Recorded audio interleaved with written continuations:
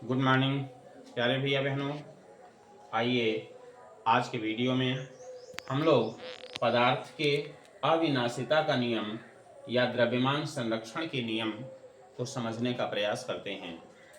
इस नियम का प्रतिपादन लोमोनोसोव नामक वैज्ञानिक ने 1756 में प्रतिपादित किया। पदार्थ की अविनाशिता का जो नियम है वो कहता है कि किसी भी रासायनिक क्रिया में पदार्थ ना तो उत्पन्न होता है और ना ही नष्ट होता है, केवल एक रूप से दूसरे रूप में परिवर्तित होता है। अर्थात ये कहा जाए कि किसी भी रासायनिक क्रिया में कोई नया पदार्थ नहीं बनता, कोई नया पदार्थ नष्ट नहीं होता। इस तरह से एक रूप से केवल दूसरे रूप में पदार्थ बदल जाते हैं, अर्थात पदार्थ हमेशा अविनाशी रूप में बना रहता है, केवल रूप बदलता है, नष्ट नहीं होता। आइए हम लोग उदाहरण के माध्यम से समझने का प्रयास करें। तो पहले उदाहरण में देखिए, कार्बन और ऑक्सीजन इन दोनों की क्रिया से कार्बन डाइऑक्साइड बन रहा है। आप देख रहे हैं कि यहाँ भी कार्बन है और यहाँ भी कार्बन है, अर्थात कार्बन नष्ट नहीं हुआ है। यहाँ भी ऑक्सीजन है, यहाँ भी ऑक्सीजन है, अर्थात ऑक्सीजन भी दोनों जगह है। अर्थात कोई भी पदार्थ नष्ट नहीं हुआ है। दूसरे स्थिति में आप देख रहे हैं कोई नया पदार्थ बना भी नहीं है, केवल इन्हीं का एक योग बना है। इस तरह से अगर द्रव्यमान की बात करें, द्रव्यमान कोई पदार्थ अगर नया बनता तो द्रव्यमान बढ़ जाता, नष्ट होता तो द्रव्यमान घट जाता।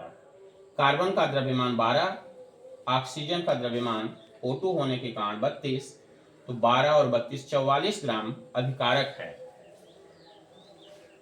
ठीक है। इसी प्रकार से CO2 बनने पर द्रव्यमान की मात्रा 12 और 32 44 ही हो रही है, अभिकारक की मात्रा 44 ग्राम, उत्पाद की मात्रा 44 ग्राम। अर्थात कोई भी पदार्थ नष्ट नहीं हुआ है, कोई भी पदार्थ नया बना हुआ नहीं है। जितनी पदार्थ की मात्रा अभिकारक में थी उतनी ही पदार्थ की मात्रा उत्पाद में भी है। दूसरे उदाहरण में नाइट्रोजन और हाइड्रोजन आपस में क्रिया करके अमोनिया का निर्माण कर रहे हैं। देखिए, नाइट्रोजन दो परमाणु होने के कारण इसका द्रव्यमान 28 है। हाइड्रोजन के 6 परमाणु होने के कारण उसका भार 6 है। कुल मिला के 28 और 6 34 ग्राम हो गया। अभिकारक उत्पाद की मात्रा भी 28 और 6 इस तरह से 34 ग्राम हो रही है। इस प्रकार कहा जा सकता है कि किसी भी रासायनिक क्रिया में कोई नया पदार्थ नहीं बनता, ना ही कोई पदार्थ नष्ट होता है, केवल एक रूप से दूसरे रूप में बदल जाता है। तीसरे उदाहरण में देख रहे हैं कार्बन और हाइड्रोजन की क्रिया हो रही है, मेथेन बन रहा है।